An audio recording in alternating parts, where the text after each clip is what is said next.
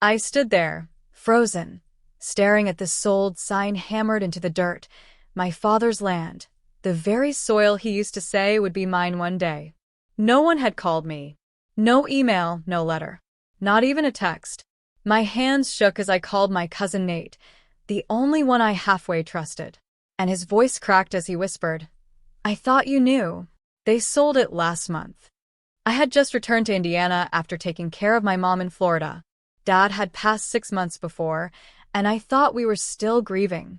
But apparently, my siblings had been planning their move behind my back all along. The deed was gone. The land, ours for 3 generations, was transferred to a real estate firm with my brother Jason's name on the paperwork. I wasn't even a footnote. It wasn't about the acres. It was about the betrayal, the memory, the promise. My father died, thinking I'd carry the legacy. They made sure I couldn't. Have you ever been cut out of something that was supposed to be yours by blood and memory? Comment legacy if you've ever been left behind like you didn't matter. People say you can't remember your first memory. I do. I was 4, maybe 5, sitting on my father's shoulders as he pointed toward a newly plowed field and said, "That's ours, Daniel. Someday, you'll take care of it better than I ever did." My father's name was James Whitaker, but everyone in town called him Jimmy. He was the kind of man who never locked his truck, who left extra tomatoes on the church porch every Sunday, who knew exactly when to plant and when to let the ground rest. And I was his shadow. I grew up with dirt under my nails and the smell of diesel in my hair. Every morning before school, we fed the chickens together. Every Saturday, he taught me to fix something: tractors, fences, pipes. We didn't have much, but we had that land. It stretched for 42 acres on the outskirts of Lawrence County, Indiana. There were oak trees older than either of us, a pond with bluegill and snapping turtles, and a red barn that leaned a little to the left like it had a secret to tell. I remember once, when I was 11, I asked him why he never left the farm like Uncle Joe did. He just smiled and said, "Because roots don't lie, son. They tell you where you belong." That land was more than property. It was where we buried our first dog, where I learned to drive, where he taught me how to pray under the stars. And in that quiet space between rows of corn, he told me stories about his father and his father's father. Every fence post had a history. Every tree stump a lesson. He used to write our names with a pocket knife in the barn wall each year. "So we'll never forget we're part of this," he'd say. I didn't know then how much those carvings would mean when I was older and searching for something to hold on to. My siblings, Jason and Emily, were different. Emily was older, quieter. She moved to Chicago right after college and rarely came back. Jason stayed closer but was always in and out, one business idea after another, always needing money. He never had a feel for the land. Always joked that he'd sell it for a golf course one day. Dad used to laugh, but not because he found it funny. I think deep down he knew Jason meant it. Still, Dad believed in fairness. He'd say, "When I'm gone, you three'll figure it out. Just don't fight. That's all I ask." He never thought we'd fight over what was sacred. When I turned 18, I left for college in Tennessee. Agriculture degree. I wanted to come back and make the farm more efficient, add solar panels, start a CSA program, expand the apple orchard. But life doesn't move in straight lines. Mom got sick. I stayed with her during treatments. Then I met Claire, my college sweetheart. We married young. Tried to build a life somewhere between responsibility and dreams. Dad and I kept in touch. Weekly calls. Long letters. I'd visit whenever I could. We'd sit by the pond with lemonade and talk about crop yields, family, the changing weather. He'd always end with, "This is still your home." In his last letter to me, 6 months before he died, he wrote, "Daniel, I may not have done everything right, but I know I raised a man who understands what things are worth, not just in dollars but in heart. If anything happens to me, don't let them split the land like a pie. Keep it whole. It was always meant to be one piece." I remember reading that letter on my porch in Tallahassee, tears mixing with rain. When he died, I wasn't there. He had a stroke in his sleep. Jason called me 3 hours later and said, "He's gone." No emotion. No warning. Just gone. I flew in the next morning. Jason had already arranged the funeral. Emily came for the service, but left right after. She said she couldn't handle the memories. I stayed behind. For 2 weeks, I cleaned the barn, fixed the hinges Dad had been meaning to get to, and went through his papers. But something felt off. The will hadn't surfaced. Jason said Dad must not have updated it. Asked to see the deed. He shrugged. It's all handled, he said. Don't worry about it. That didn't sit right.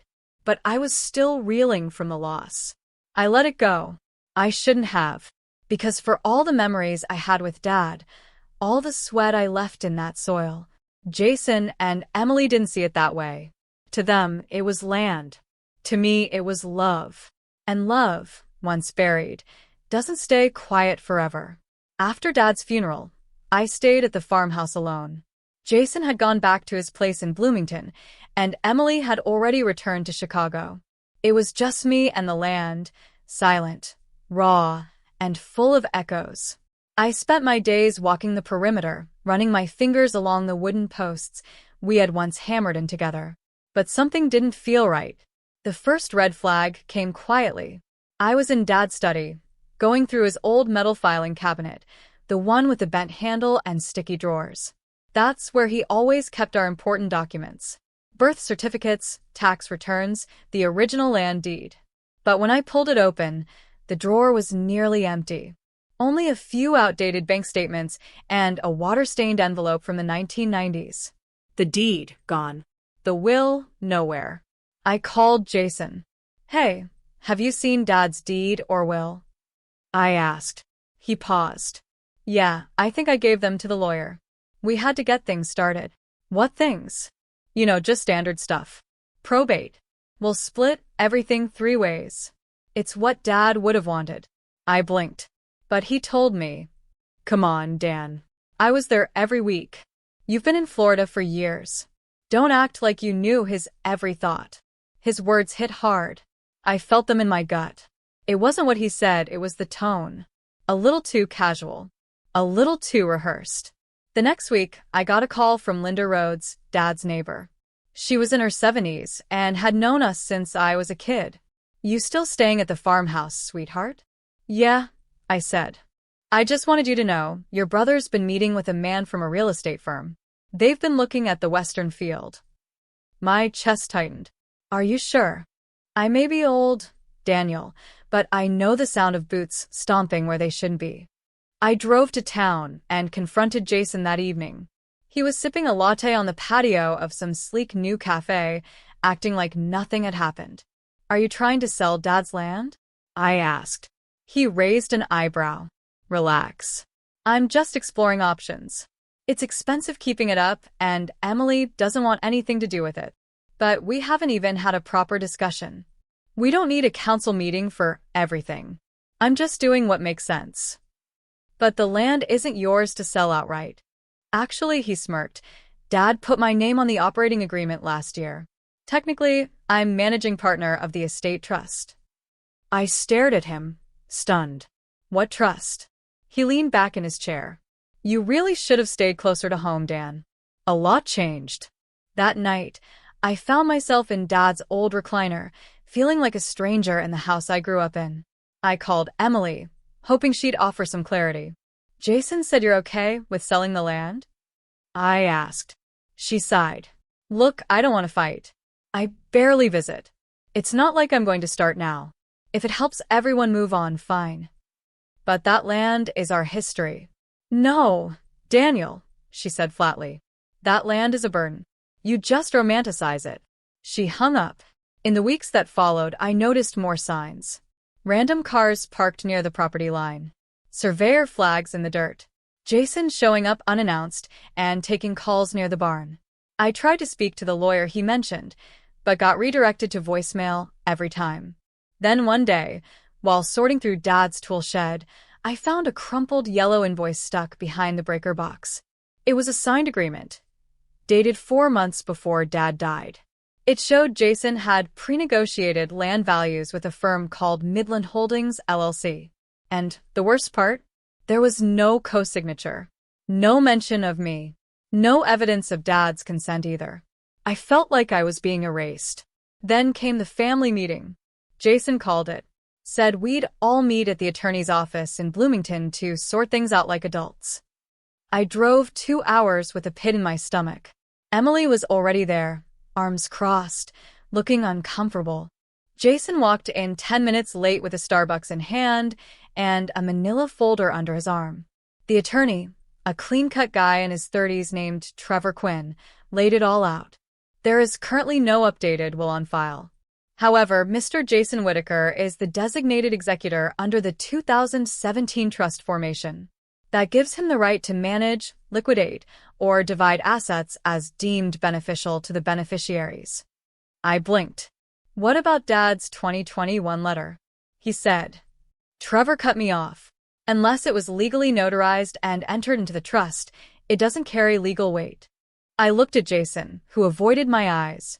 I wanted to scream, but I didn't. I just stood up and left the room. Outside, in the parking lot, I sat on the curb and stared at the cement like it had answers. I called Linda again. She told me something that made my blood run cold. Daniel, I remember your daddy telling me, plain as day, that land was going to be yours. I remember him saying it too, I whispered. Then don't let them bury him twice. That night, I didn't sleep. I stared at the ceiling of the farmhouse, counting the cracks. Everything I loved was being turned into leverage. The land, my memories, my father's promise. And somehow, I wasn't just excluded, I was being framed as irrelevant. That's when it hit me.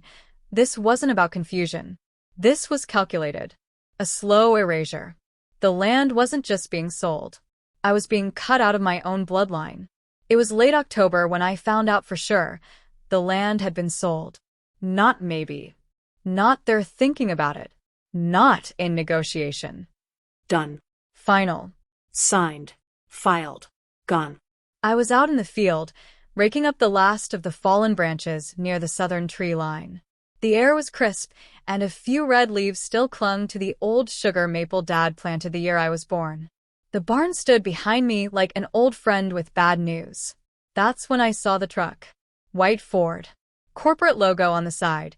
Midland Holdings, LLC. 2 men in neon vests stepped out and started walking the perimeter with clipboards. I waved them down. Hey, can I help you? I asked. One of them, a younger guy with a trimmed beard and tired eyes, flipped through his folder. We're here to begin pre-demolition inspection. Property was transferred as of last week. Transferred to who? Midland Holdings. No. Who signed the deal? He squinted. Jason Whitaker, executor and sole trustee. He looked at me confused. You're? I didn't answer. My ears were ringing. I ran to the house. Ripped open the top drawer of Dad's old roll-top desk. The envelope from the county recorder's office had been there for 2 days. I'd ignored it. It was addressed to Estate of James Whitaker, and I assumed it was more of the usual probate mail. But inside was a scanned property transfer notice, stamped and notarized. 42 acres.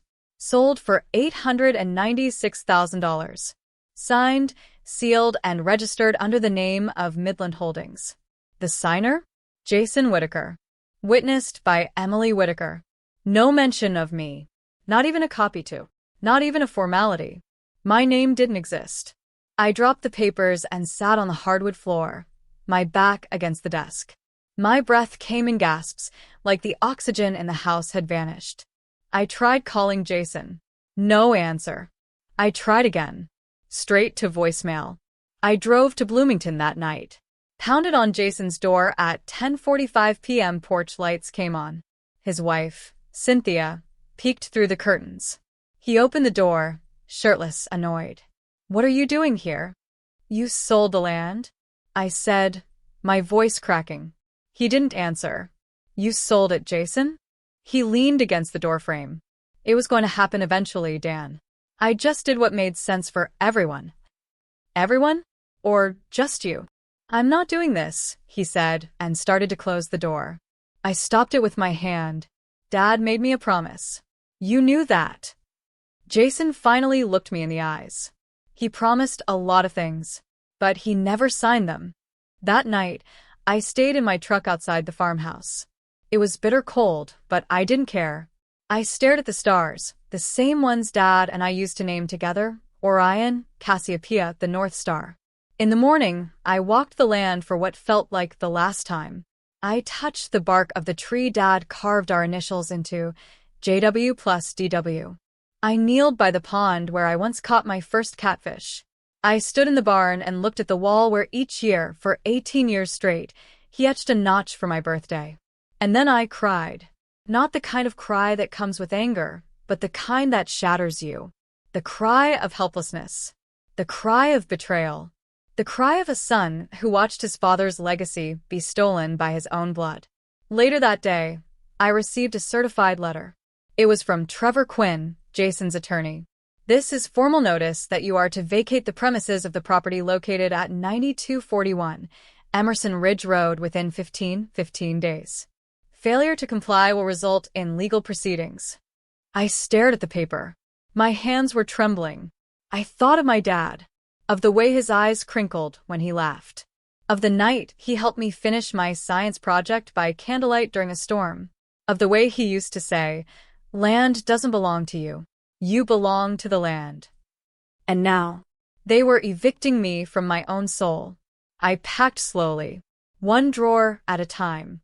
I wrapped Dad's old fishing rod in a towel, took down the photo of us by the barn from 2001, pulled out the folded letter, the one he wrote me the year before he died, tucked deep in my wallet like a lifeline. Before I locked the door one last time, I stood in the doorway and whispered, "I'm sorry, Dad." I couldn't stop them, but as I turned to walk away, something inside me flared. Not rage, resolve. I whispered again, this time louder. No. Not yet. After the eviction notice, I disappeared for a while. At least that's what Jason and Emily thought. But I wasn't gone. I was planning. I moved into a small rental outside Bedford, 25 minutes from the farm. It was a one-bedroom above a bait-and-tackle shop run by an old friend, Kyle Brennan, who used to fish with Dad on Sundays. He gave me a discount and said, "Jimmy'd want you to stay close to the land no matter what." I didn't tell anyone I was still in town. I stopped shaving, wore the same flannel for 3 weeks. I lived on gas station coffee and silence. But my mind was sharp, clearer than it had ever been. I was replaying everything. Every document, every slip, every lie. And then I found it, buried in a copy of an old tax folder from 2019, Dad's signature on a private transfer agreement, naming me as successor to a 14-acre protected section of the land. It was never updated in the public deed. Jason must have either never found it or didn't think I would. But it was signed, dated, witnessed by our local notary, Marla Jennings, a woman I hadn't seen in years.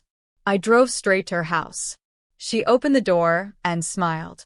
"Daniel Whitaker, as I live and breathe. You look like hell."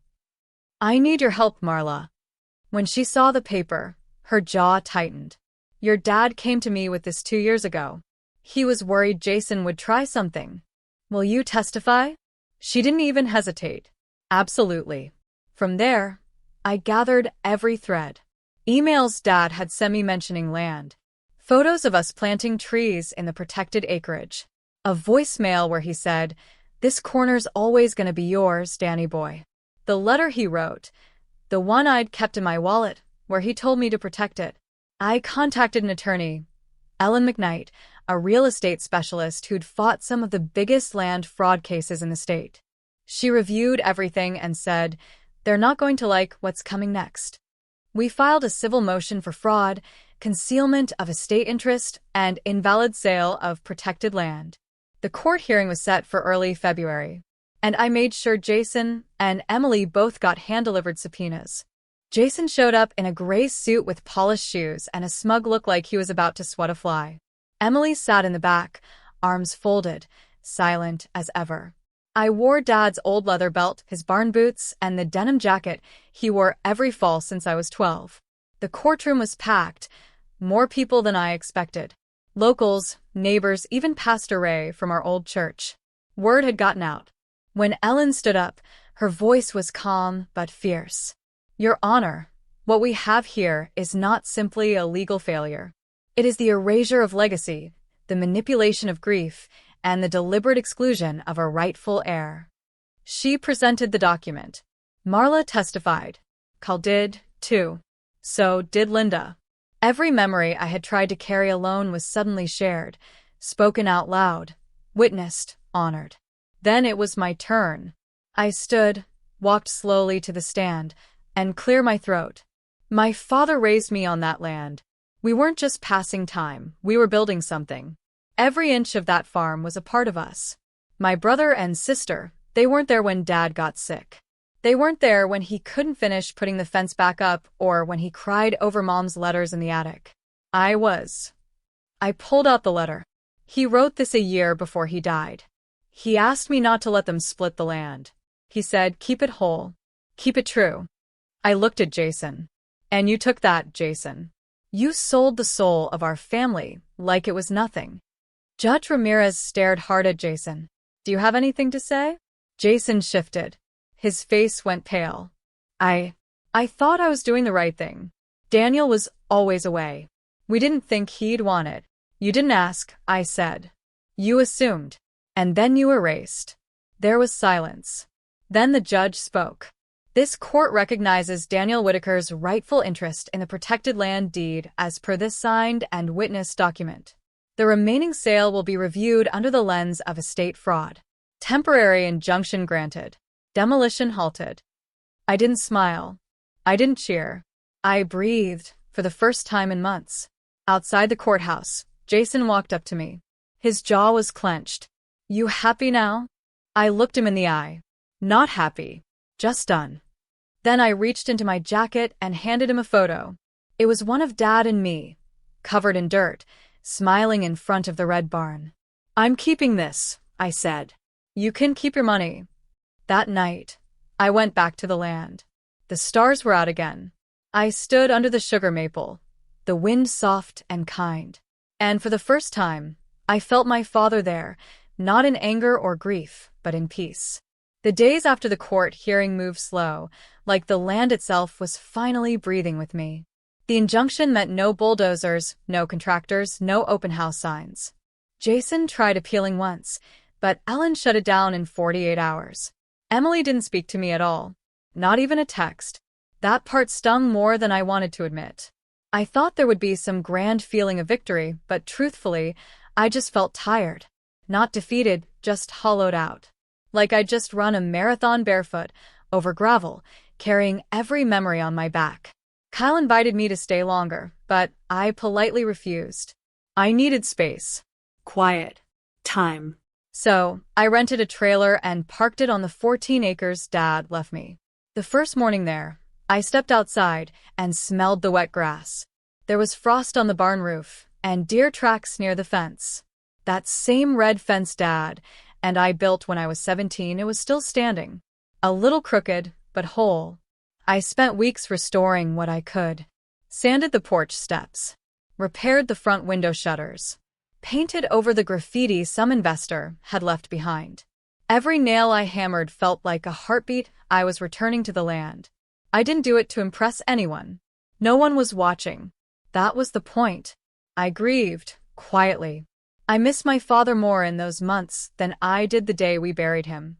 I missed his jokes, his stubbornness. Even the way he used to hum, "Take me home, country roads," under his breath when the sun went down. But I also started hearing him again, in the creak of the barn door, in the whistle of the wind between the pines. Not as a ghost, but as a presence. As the very bones of the land he fought for. One evening, I lit a small fire near the edge of the field. Just me, a folding chair, and the stars. I sat there, sipping coffee, and thought about everything. Jason had stopped replying to my emails. Emily's daughter, Megan, had sent me a drawing, though, of the old house with stick figures labeled Uncle Dan and Grandpa Jimmy. I cried when I opened it.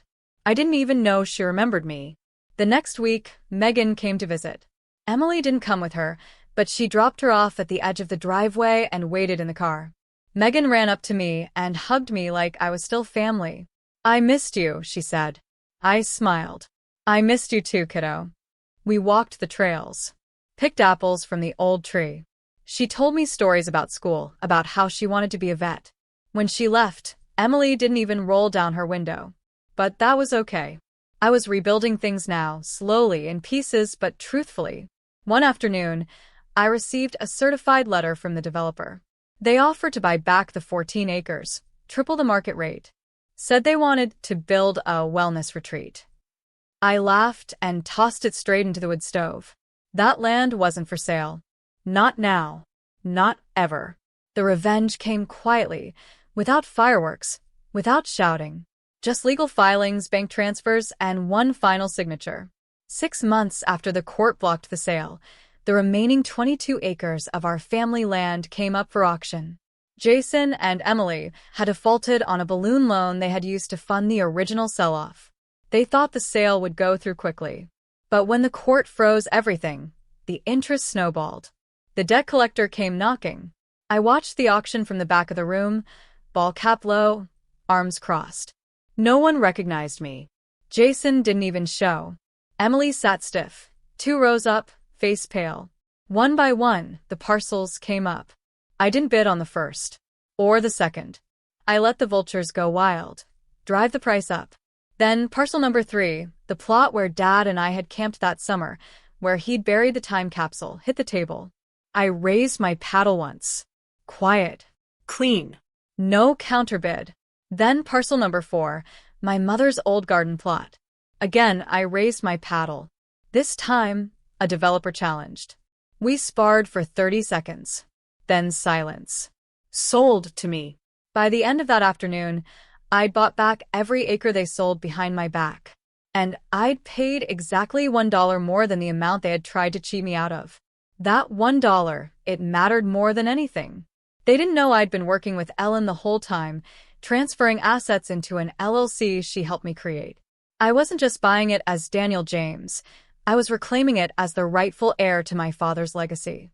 When the paperwork finalized, Ellen handed me the deed.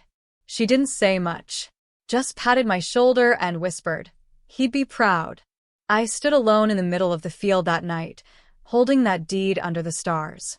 Same stars Dad used to point at. Same breeze that used to carry his voice. I owned it now. All of it. With interest. Not just money, with memory. With pain. With healing. I didn't call Jason. Didn't gloat. Didn't send Emily a notice. The silence was louder than any words I could have spoken. A month later, Megan came back to visit. She brought a little shovel and asked if we could dig near the maple tree. "I want to bury something," she said. We did. She wrapped up a drawing of her and me holding hands in front of the house. She added a note. "For Grandpa Jimmy." We came back. We covered it with dirt. That was the only legacy I needed. If you had told me a year ago that I'd be living in a trailer, drinking black coffee on my father's porch steps, watching foxes weave between the trees like whispers, I'd have laughed. Or maybe cried. Because back then I thought winning meant being accepted. Being welcomed. That somehow, if I just tried hard enough, Jason and Emily would see me as one of them. That if I played nice, I'd earn their love. But standing here now, with 36 acres of sky overhead and my name on the deed, I finally understand. Some victories aren't loud. They're quiet. They happen inside you. My father's land taught me that. It taught me that being cut out doesn't mean you're cut down. That silence from the people you loved once isn't the end of the story. It's the start of a new one, if you're brave enough to write it. I learned how to live with loss, not ignore it, not outrun it. Just live with it.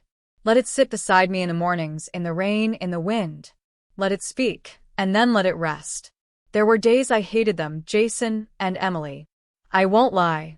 Days I screamed into the trees and threw rocks at fence posts and felt like the earth itself had betrayed me. But healing came in the form of routine. In fixing what was broken. In planting seeds I may never see grow. And that's the thing. I'm okay with that now. Because not everything we do is for the people around us.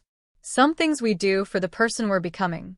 To anyone watching this who's ever been betrayed by the people you trusted the most, I see you. To anyone who's felt invisible in a room full of family, you're not alone. And to anyone who's ever lost something that felt like it defined you, your home, your voice, your place in the world, let me say this. You can rebuild. Not the way it was, but better. More honest. More real. Brick by brick, moment by moment, breath by breath. The people who left you out may never apologize. They may never even think about what they took. But your healing doesn't depend on their guilt. It depends on your choice to keep going. You don't have to burn with anger to rise. Sometimes, all you need is a quiet fire in your chest and a place to put your hands to work. For me, that place is here, under this sky, on this land, in this silence. And every day I stay, every sunrise I watch alone, is a reminder. They pretended to love me, but I loved myself enough to stay. The morning mist curled low across the pasture, catching sunlight like a net of gold threads. I sat on the old porch swing, the same one Dad used to oil every spring. It creaked a little, just enough to remind me it was real. Megan curled beside me, wrapped in her favorite blanket, thumb in her mouth, head on my shoulder. In my other hand, a coffee mug, the one that says "World's Okayest Uncle." She gave it to me for Father's Day. There's something poetic about that, isn't there? I looked out across the field, past the rusting mailbox and the broken fence I still hadn't fixed. The garden rows were freshly tilled. The air smelled like damp earth and wildflowers. Then I heard it, the soft crunch of leaves. I turned my head slowly, half expecting a memory, half expecting nothing at all. But there he was, a fox. Small, orange-red, tail thick like a plume of fire. He stood still, watching me from the edge of the woods. Head tilted slightly. Curious. Like he remembered me. Like he was waiting for something. Megan noticed, too. Her eyes widened. "Uncle Danny," he came back. I nodded. "He always does," I whispered. And then, just as silently, the fox turned and vanished back into the trees, like smoke returning to the fire. But I didn't feel abandoned. I felt understood. Like some part of Dad still lingered, watching, not needing to speak. Just showing up, in his quiet way, to say, "You did good, son." I reached down and held Megan's hand. And we just sat there, the two of us, on land soaked with history, on wood worn by time, watching a new day stretch out across the horizon. The swing creaked again. The sun rose a little higher. And for the first time in a very, very long while, I didn't feel like I had anything to prove. They sold my father's land without me. Signed papers behind my back. Took what was never theirs to sell. But I didn't fight them in court. I didn't scream in their driveways. I didn't chase justice the way they chased profit. Instead, I watched. I waited. I learned. And when their plans fell through, when the investors pulled out and the land lost value, they thought no one would touch it. They thought it was dead soil. But they didn't understand. This land was never just dirt and grass to me. It was the echo of Dad's laughter when he fixed the barn roof. It was Mom's pie cooling on the windowsill. It was the one place I never felt small. So I bought it back. With interest. Not just in price, but in meaning. They cashed out for temporary gain. I reclaimed it for legacy. And now, every time the wind rustles through the corn stalks, I swear it whispers, "This was always yours." And that's the twist. They thought they erased me. But all they did was give me the chance to write the ending myself. Not for revenge. Not for pride. But for peace. And finally, I'm home.